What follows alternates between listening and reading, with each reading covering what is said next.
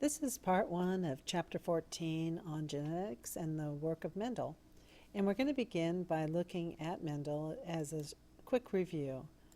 So his contributions included pretty much the foundation of what we understand about just general genetics and the rules of inheritance.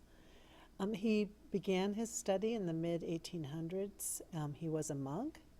And what he's really noted for is using good experimental or scientific methods and also applying math to science. So he used quantitative analysis in collecting his data and then analyzing it.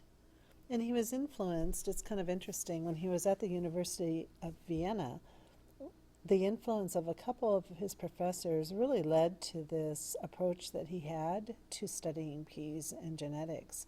One was a physicist who encouraged experimentation and the application of math to science, and the other professor was a botanist who really got Mendel interested in looking into the causes of variation in plants.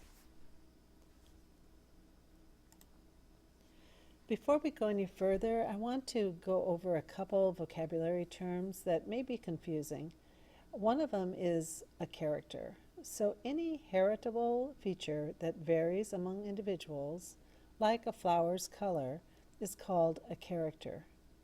And then every variation of that character, such as purple or white color for flowers, is called a trait. So you'd have a purple trait or a white trait.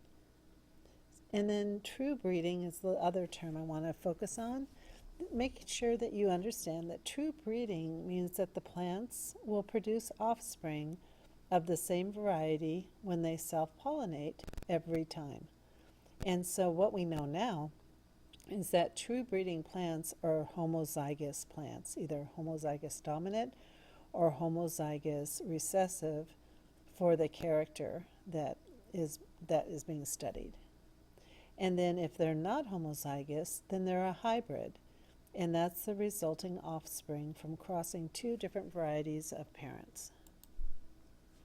So looking at Mendel's work, we have the first generation, which we call the P generation, which stands for parental. And these are true breeding parents that were crossed. And he actually removed the anther and used a paintbrush to make sure that the pollination occurred strictly by the plants that he wanted it to occur between. So he would remove the anthers and then take the pollen directly from the paintbrush and put it onto the stigma of the other plant. And then that next generation that resulted from the cross of these two parent plants is called the F1 generation. And F stands for filial. And what they found, of course, is that all of the F1 generation only showed the trait of one of its parents. But then in the F2 generation, the filial 2 generation, when F1 was crossed, then what we found was a little bit different pattern. These are the 7 traits, or characters actually, that Mendel studied. So he collected data, and we're talking about thousands of pieces of data for 7 P traits. So make sure this table is in your book, so make sure you take a look at it and are familiar with the different characters that were examined and studied by Mendel. His experiment again started with that P generation, a true breeding parent of both the purple and the white flowers, and then the F1 generation, which produced hybrids, and these plants all had purple flowers. And then the next generation, the F2 generation, showed this reappearance of the missing trait from the F1 generation. So white was missing in the F1 and it reappears in the F2. So Mendel wanted to figure out what's going on. How is this occurring? And what he saw repeatedly was there was approximately a 3-to-1 ratio of the purple and then the more what we now know as recessive white character that actually, or the trait that showed up in the F2 generation. If we look closer at Mendel's work, we can see again the same idea, that the white flowers are coming back. This is just another depiction of the same thing we just saw. So Mendel's model came to some conclusions, and he tried coming up with explanations for this 3-to-1 inheritance pattern that he observed in the F2 offspring. So he came up with 4 concepts. One was that there are alternative versions of genes, and that's what accounts for the variations in inherited traits. For example, purple versus white flowers. And for each character, an organism inherits 2 alleles, one from each parent. And then if the 2 alleles at the locus differ, then one determines the organism's appearance. And this one we now know as the dominant allele. And the other, the recessive allele, has no noticeable effect on the appearance. And finally, we have the law of segregation, which Mendel was pretty brilliant to figure out, that 2 alleles for a heritable character separate or segregate during gamete formation, and they end up in different gametes.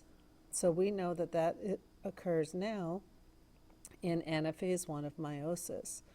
But the actual lining up and the formation of the tetrads, of course, is in prophase 1, and then in metaphase 1, where we actually have the lineup of these tetrads. And then as those tetrads separate in anaphase 1, they segregate to 2 different daughter cells, which will then separate into our 4 final gametes. This is a molecular view of what we're talking about here when we're talking about alternative versions of a gene. And it helps to just really think about, on a molecular level, what are we looking at? So you can see here the sequence of DNA, and you know that a sequence of DNA is really just a series of nucleotides that are joined together, bonded together in a long chain. And that what is in the middle here, how we name those nucleotides, is based on what base is attached to the nucleotide. So in this case, what we're having here is CTAAA, which are all the bases or nucleotides in this series of DNA here. And then what we have over here is a slightly different series of nucleotides. And what's important here about these two is that what they're showing is that these are homologous chromosomes. So what they're saying is that there is a locus on this chromosome that is also found on the homologue of the other chromosome right here.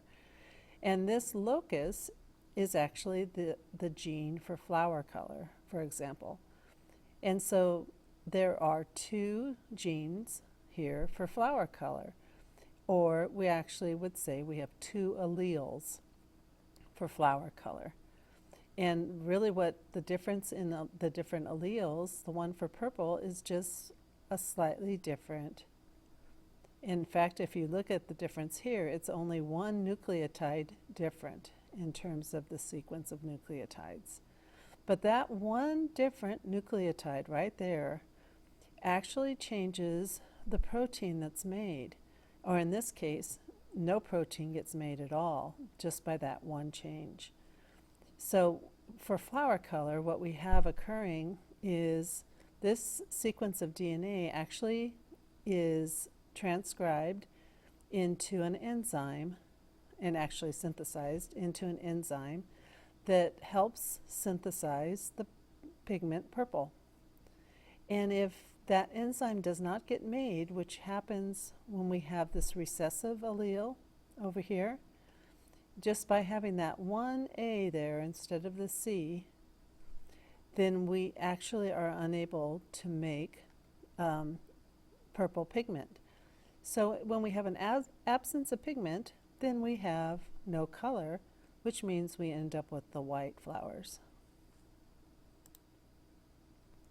So Mendel's laws of heredity, again, we have that law of segregation that we already looked at, where alleles end up segregated into separate gametes. And when I say alleles, I mean the homologous alleles. So we, again, know that when we have the separation of the homologous chromosomes in anaphase 1. The law of independent assortment is slightly different, because what that is saying is that the genes actually line up during metaphase 1 in different orientations, and it's a random assortment. And one gene may line up with the paternal chromosome or homologue facing one direction, and then on the next set of homologues it may face the other direction. So what we have is the assorting of the different alleles into different daughter cells. And if you need help with that, think about, going through the steps of meiosis again and thinking about, okay, so when a tetrad lines up on the metaphase plate, how is that alignment? How can that vary in terms of the orientation of the chromosomes? So if you think about, the chromosomes can line up facing different directions. So, and that is going to assort them into different categories, into different gametes or daughter cells.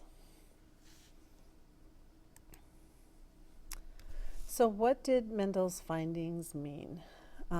Basically what they came down to is that traits come in alternate versions.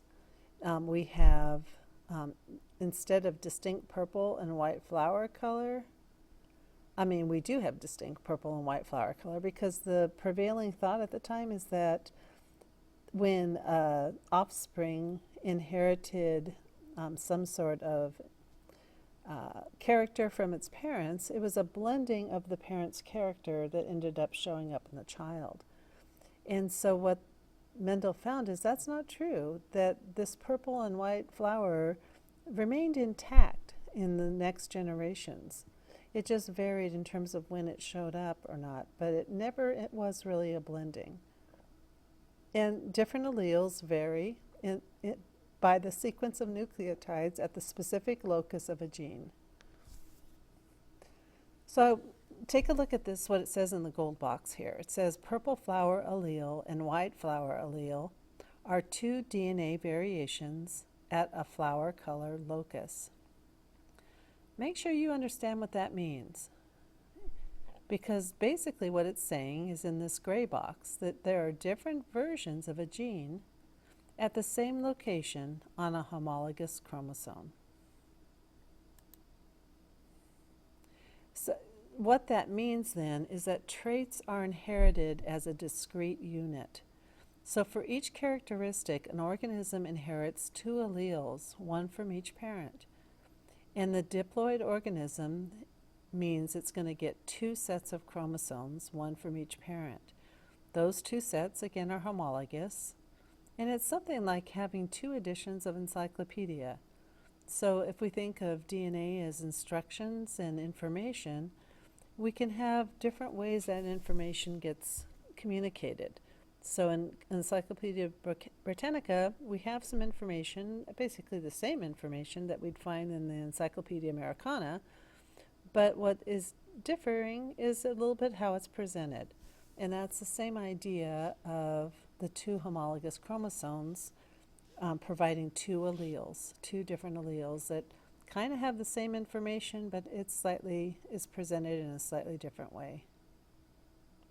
Make sure you can answer this question here. What are the advantages of being diploid? Next, we want to focus in on what Mendel found was that sometimes one trait showed up and sometimes the other trait did not. So what he assumed was that purple was masking white in some way. So that's where we get the idea of a dominant and recessive allele. we can think of dominant allele as the functional protein being made.